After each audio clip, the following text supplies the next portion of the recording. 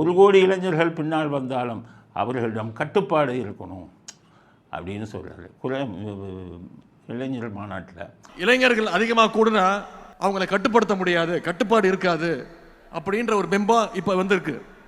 அவங்கள யாரும் கட்டுப்படுத்த முடியாதுன்னு சொல்லுவாங்க. ஆனால் நம்முடைய கழக இளைஞரணியினர் அப்படி கிடையாது. மிகுந்த கட்டுப்பாடு மிக்கவர்கள் என்பதற்கு இங்கே கூடியிருக்கக்கூடிய இந்த கூட்டம் சாட்சி.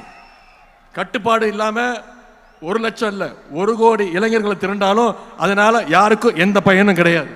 அப்படின்னா என்ன அர்த்தம்? திமுகவில் இருக்கக்கூடிய இளைஞர்கள் கட்டுப்பாடோடு இருக்காங்க, விஜய் பக்கம் 1 கோடி இளைஞர்கள் சேர்ந்தாலும் கட்டுப்பாடு இல்லாமல் இருக்காங்கங்கிற துணியில் உதயநிதி அவர்கள் பேசியிருக்கிறார். அப்போ திமுகவை சேர்ந்த இளைஞரணி இவங்கெல்லாம் கட்டுப்பாடோடு இருக்காங்களா? இந்த மாநாட்டுக்கு வந்தவங்க எந்த அளவுக்கு கட்டுப்பாடை பண்ணாங்க, பட்டு கட்டுப்பாடை கடைப்பிடிச்சாங்கங்கிறது நீங்களே பாருங்கள். இப்போ பார்த்தீங்கன்னா டாஸ்மாகில் வந்த இளைஞர்கள் டாஸ்மாகில் போய் எப்படி குடிக்கிறார்கள்னு பாருங்கள் இந்த வீடியோவை. ஒவ்வொரு தொண்டனும் வெறித்தனமா இருக்கான். இதான்டா திமுக, இதான் திமுக மறந்துடாத. ஏதோ பணத்தை வச்சுக்கிட்டு அதிகாரத்தை வச்சுக்கிட்டு போலீஸை வச்சுக்கிட்டு தேர்தலை நடத்திடலாம். வாக்களிக்க போறது மக்கள், மறந்துடாதீங்க.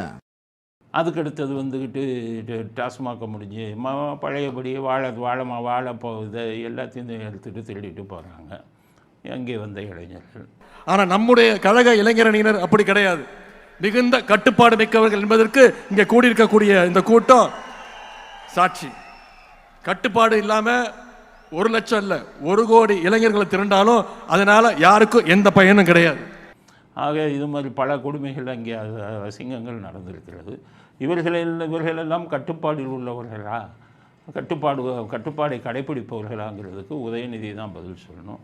ஆனால் இந்த மாதிரி காட்சி விஜய் இதில் இவ்வளவு இல்லை. அதனால் அவங்க கொஞ்சம் கட்டுப்பாடோடு இருக்காங்க அப்படிங்கிறது தான் செய்தி. அப்படிங்கிறது தான் உண்மை.